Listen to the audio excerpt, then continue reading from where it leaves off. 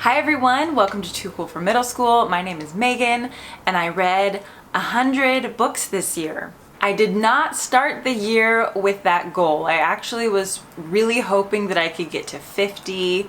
I wasn't sure if I'd be able to make it there. But then a pandemic happened, and so I've been home for the majority of 2020, so I was able to read 100 books. Today I'm going to do a little review of books 91 through 100. On this channel I have a playlist with, reviews of books 1 through 10 and then 11 through 20.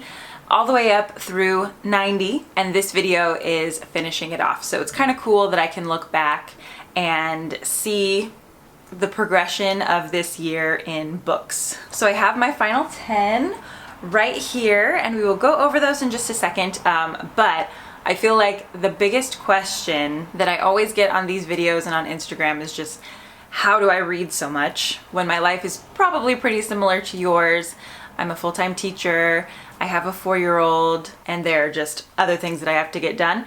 I think one of the reasons that I was able to read so much this year is because reading was the only thing that wasn't like altered in any way by the pandemic. So, I'm still teaching, but it's through Zoom, and I tried to stay on with the choir that I was in, but through Zoom it just wasn't the same.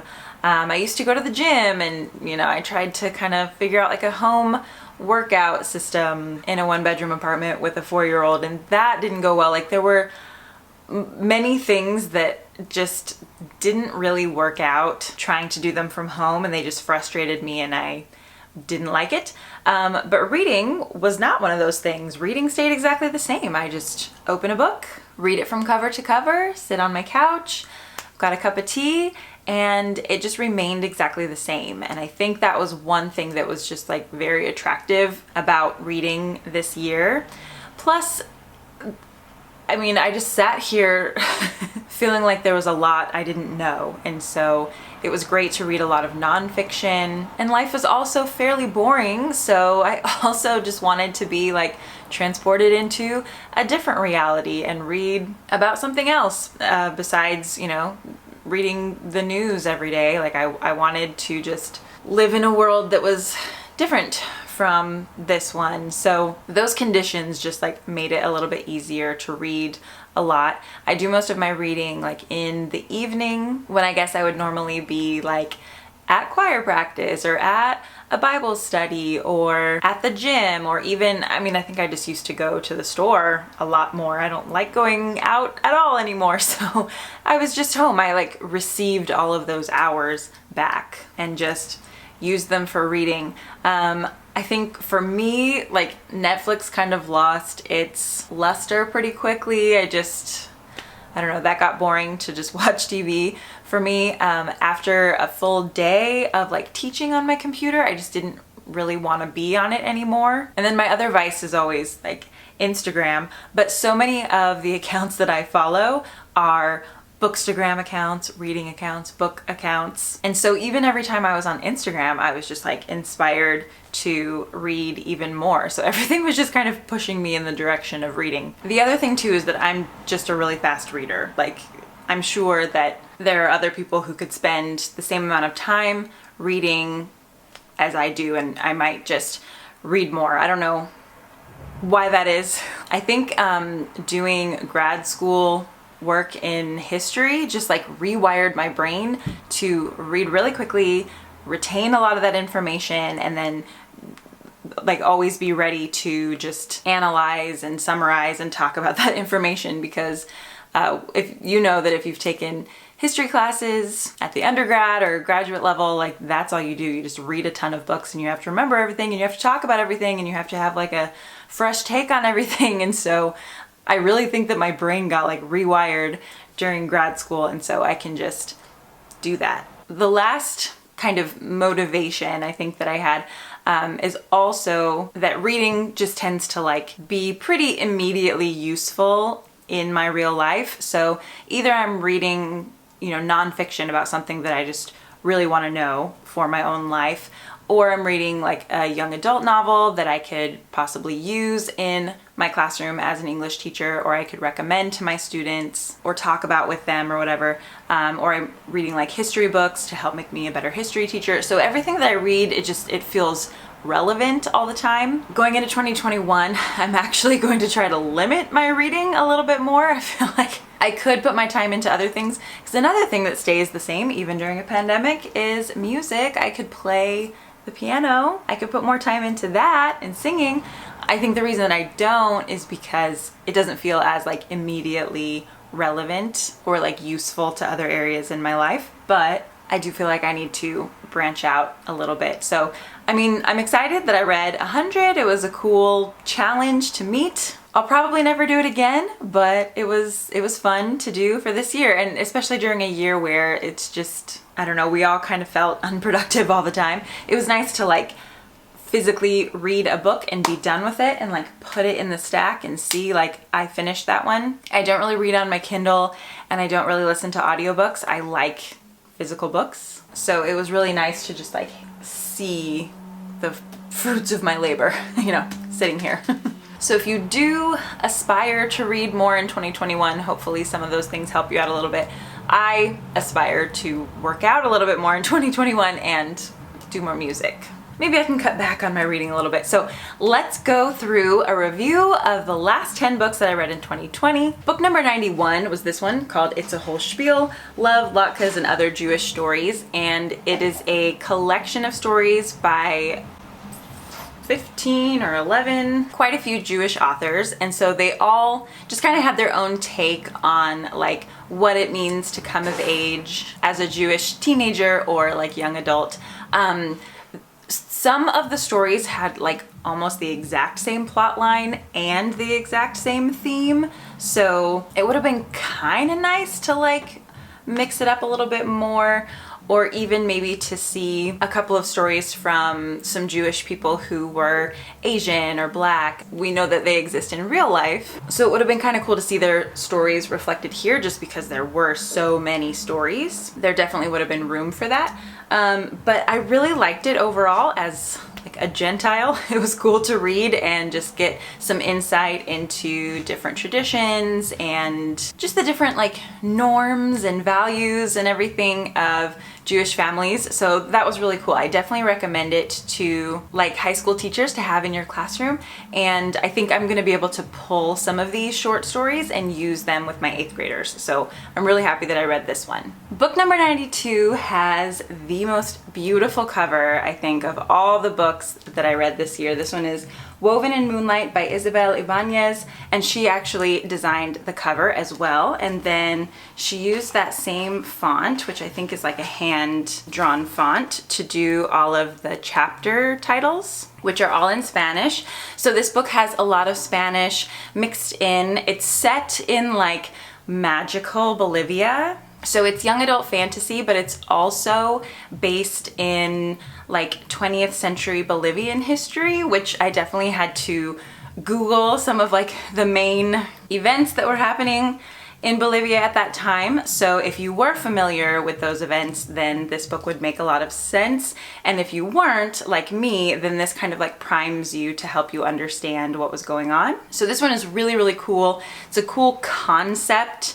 My only critique of it is that I wish there was more magic. Like, she did a good job of tying in the history, tying in this like historical fiction element, and I actually wish that she had leaned a little bit harder on the fantasy and done a little bit more with that, a little bit more with the magic. It was just kind of like in the background, and it didn't show up in the world as much as like you would guess from the cover, or like just even like from how the plot goes. Like, it seems like there was just room for so much more magic. But I did really like it, so I think I'm going to be using this possibly in like literature circles with my 8th graders. So I'll let you know how that goes as we move into the second half of the school year. Book number 93 was another really beautiful book that I think I'll be using as another option in those literature circles. This is The House in the Cerulean Sea by T.J. Klune. This book is just so beautifully done.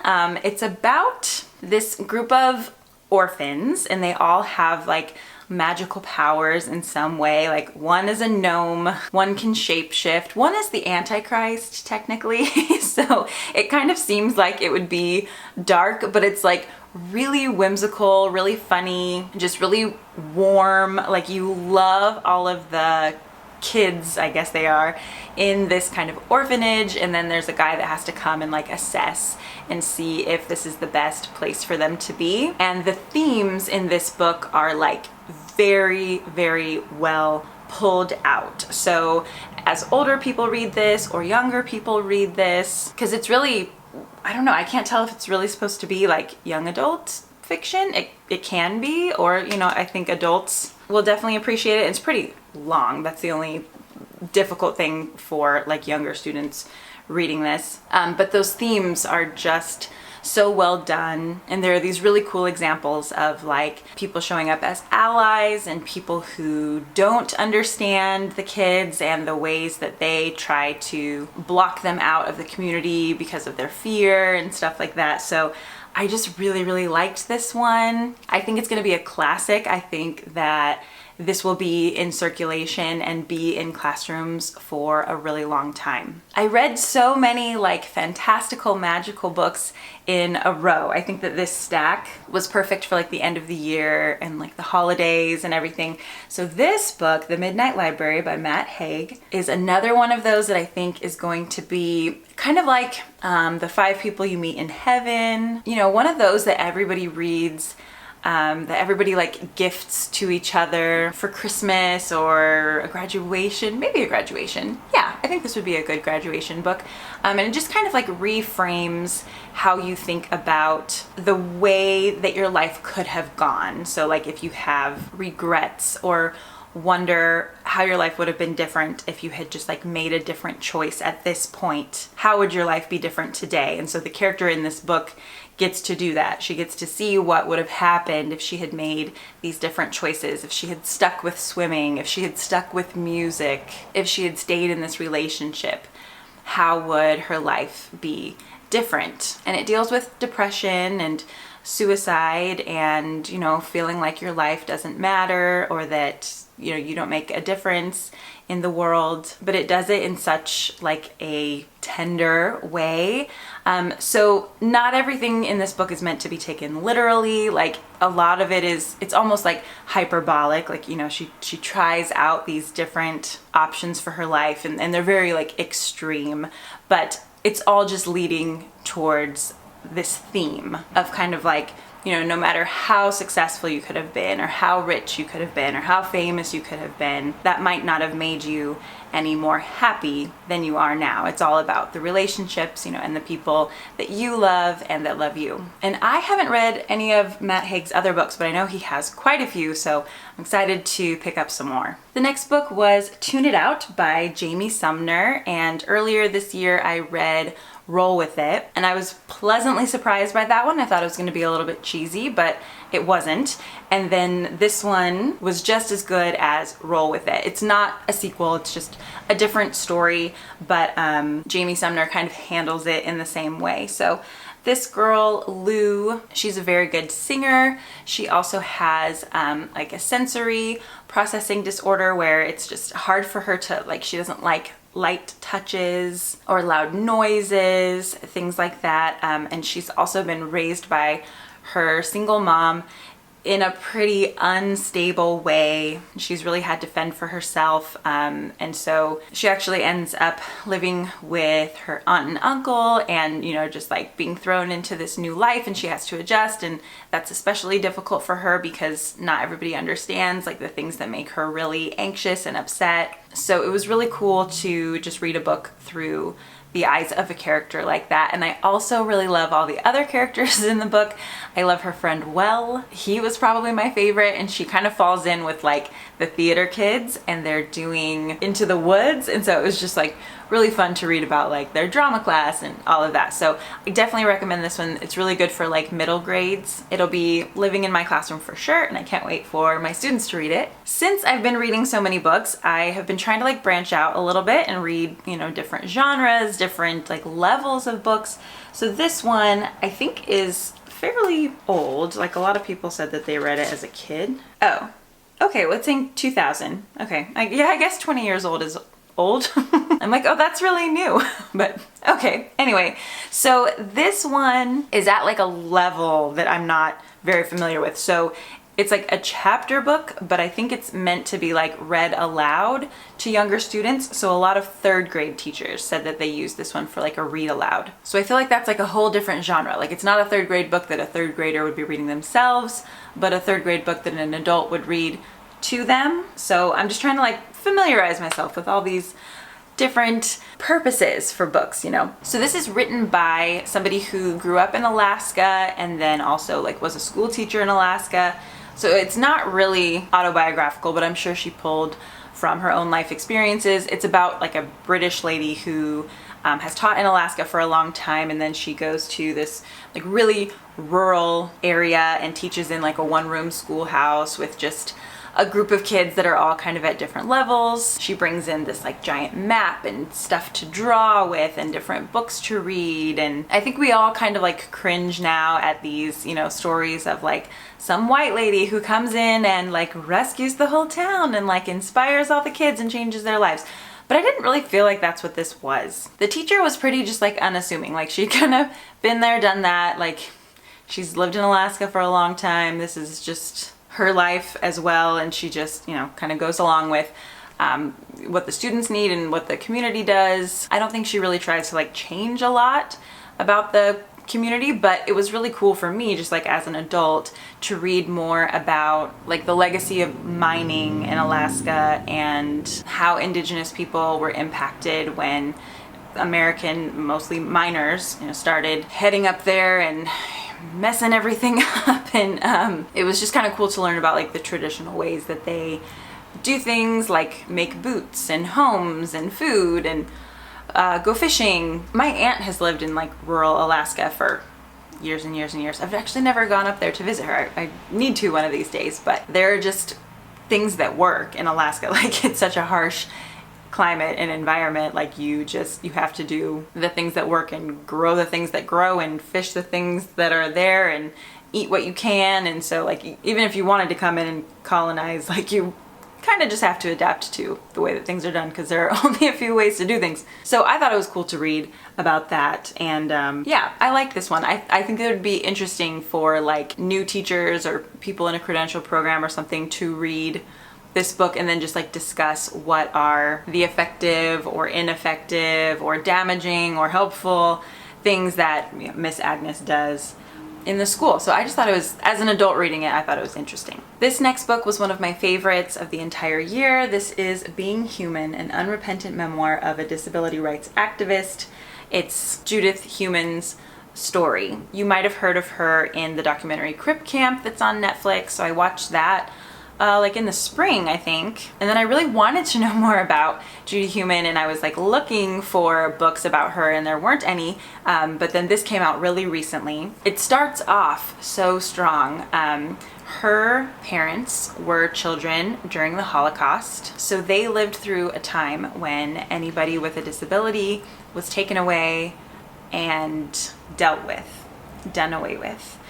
So when they had Judy in New York and she contracted polio as a little girl, like so many people did, and then wasn't able to fully use her arms and legs, people told them to like institutionalize her, and they were like, oh no, we're not doing that. Like she will be with us. So just kind of coming into it with that perspective is like, oh my gosh, yes. Just kind of that backdrop of how people in the United States and in Germany and, you know, maybe in many countries have treated people with disabilities. So she grows up in New York.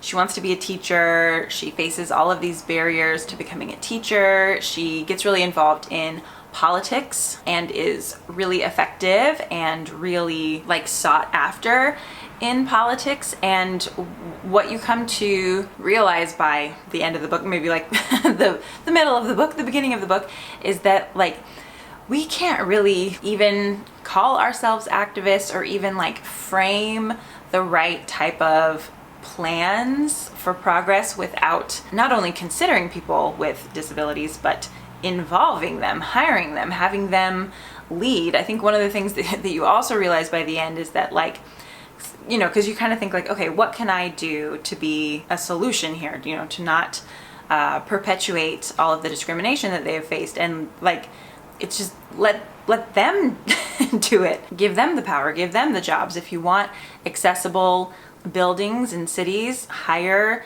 architects who have disabilities, who will be able to foresee what people need.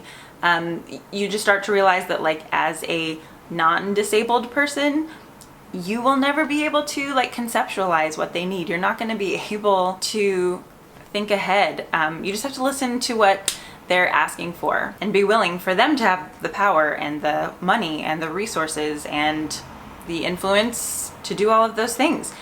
And the other thing that, like, this book just kind of reminds you is that we're all just kind of like one event away from becoming disabled. We could be in an accident or be attacked or have, you know, a disease that presents itself in your body, or just get old, and all of those things could happen to anyone at any time, and we will need services. So why wouldn't we all be, you know, pushing for and investing in a world that is accessible to people with disabilities, because that could be any of us at any time.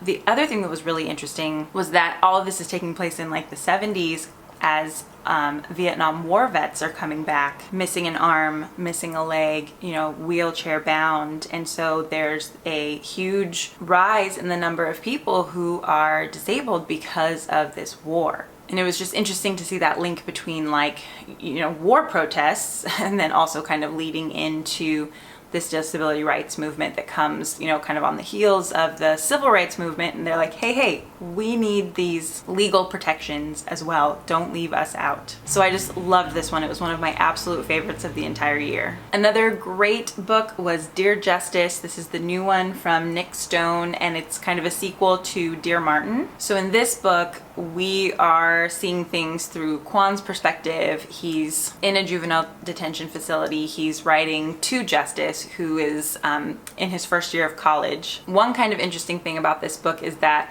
in a way, it's like a fantasy book, because Kwan has a tutor and, like, a therapist and a social worker in this juvenile detention facility, and they are able to help him get an education, help him to heal, help him to realize what he wants to do when he gets out. Plus, he's able to be visited by Justice because Kwan is innocent. He didn't do the thing that he is in jail for. And so it's almost just like this exploration as well of, like, what if these kids in these facilities had people who cared about them, people who were investing in them, people who were listening to them? How could that change things? And so just in general, I was writing about this on Instagram. I wonder what the effect, like the cumulative effect of all these books by, like, Nick Stone, Jason Reynolds, Angie Thomas, Ibi Zoboi, you know, all these amazing Black authors, like, what's going to be the effect, like, 10 years from now? Like, this generation of kids who probably has access to quite a few of these books. I feel like a lot of teachers, you know about them, maybe have them in their classroom, maybe are reading them in school, or at least, you know, these are in the library, you know. Kids are reading these, some of them are being turned into movies, maybe imperfectly, but these stories are out there. So for kids who see themselves in these stories, how's that going to change things for them? And then I think of, like, the high school that I went to, full of a bunch of white kids, all of whose parents work at a prison, and then kids reading from a perspective of somebody who's, you know, wrongly incarcerated, and some of the things that even, like, lead to those circumstances in the first place, and, like, how will their ideas change about, like, who deserves justice and who deserves to be listened to. And I just think that, like, the cumulative effect of all of these stories entering the consciousness, hopefully, of our young people is going to be really powerful. Book number 99. This is Memorial by Brian Washington. This was the final book of the year for Amory's book club. I read all of them this year except for one, I think. It was the second, like, Margaret Atwood book, and I hadn't read The Handmaid's Tale, so I didn't want to read the Testaments till I'd read The Handmaid's Tale. But anyway, a lot of people love this book. If you go on Instagram, there are a lot of reviews of this one. People really like the writing. For me, it wasn't a favorite. It's about these two guys, Benson and Mike, and it takes place in both Houston and then like Osaka, Japan. It's weird because it's like a big situation. Like Mike has to go to Japan. His father's dying of cancer. He owns a bar there. Mike has to figure out what he's gonna do. And then Mike's mom has come to Houston. She's staying with Benson in Houston while Mike is gone. Benson also has all of these family issues that really you never like find out fully what they are. Something's going on with his dad, and his mom's remarried, and you know, he's close with his sister. They all still live in Houston.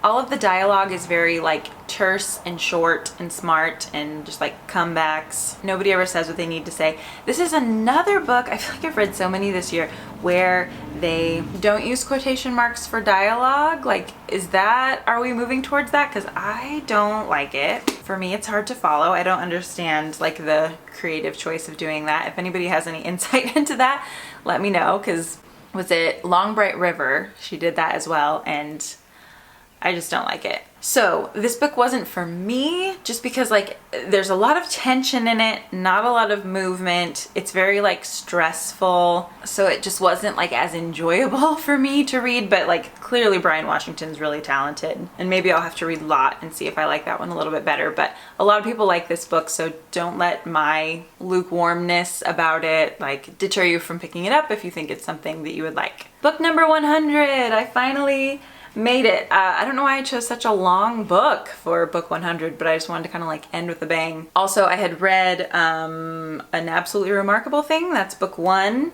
And it ends on like a cliffhanger. So I was like, okay, well, I have to read A Beautifully Foolish Endeavor by Hank Green. I'm sure you already know that I'm just like a big fan of John Green, Hank Green. I love what they do with Vlogbrothers and Crash Course and their books and VidCon and all of the projects that they raise money for, and I just think they're doing great things. I feel like I didn't reflect on An Absolutely Remarkable Thing enough. I was thinking as I was reading this one, because this is kind of like post-Carls, if you've read the other one, how the Carls are kind of like COVID-19, just in that, you know, they showed up all over the world kind of all at once, and all of our different governments are trying to figure out what to do to keep people safe. Like the Carls, COVID-19 presented us with an opportunity to work together as a species, and if all of us collectively had, you know, worn masks and stayed home as much as possible and really like looked out for each other and just made a team effort to keep everybody safe, things could have gone really differently. But just like with the Carls, there was also a group of people who thought that this was like an existential threat to freedom and individual choices and all of that. So I mean, the two narratives that emerged around the Carls and COVID-19 were kind of similar. So just like as I was reflecting on that, I was thinking how that was kind of interesting. And then this one picks up where the other one left off. And without like really even going into the plot too much, this was just an enjoyable world for me to be in, because they like communicate through Twitter and through YouTube, and it's a group of like late 20-something designers who are creative and thoughtful and like want to make the world a better place and try to use their influence to do that. And there's a scientist, can't forget about Miranda.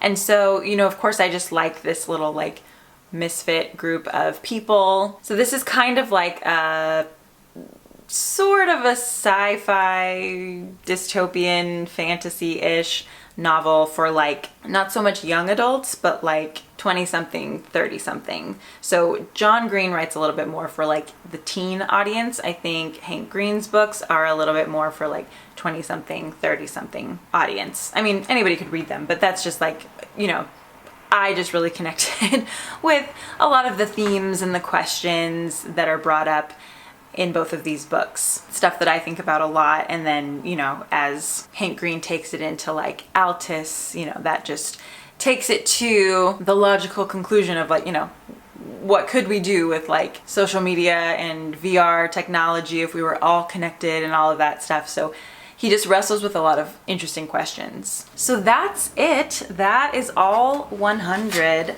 Once I started reading all hardcover books this time, I just decided to stick with that. Look at how many pages that is. Oh my gosh, it's just so many words, so many stories, so much information. They're actually very heavy, so I'm setting them down.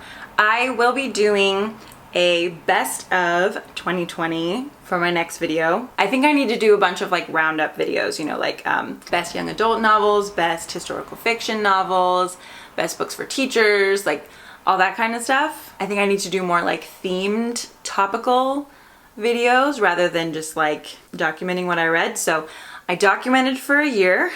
Now maybe we'll go into more topical videos. So let me know what kind of topics you'd like to hear about. So a best of 2020 is definitely coming, but then after that, what else do you think we should do? All right, it feels really good to have this video done and to have all of these read. I don't even know what to do with my life anymore because I'm trying to like not read. It's the 29th right now. I want to keep it at an even 100. I don't want to read 101. So I'll have to just like read something and then not read the last page until January 1st. But anyways, thank you for being on this journey with me this year. It's been really, really fun to talk about all these books. So yes, I will see you in my next video while I figure out where to go put all of these. Bye.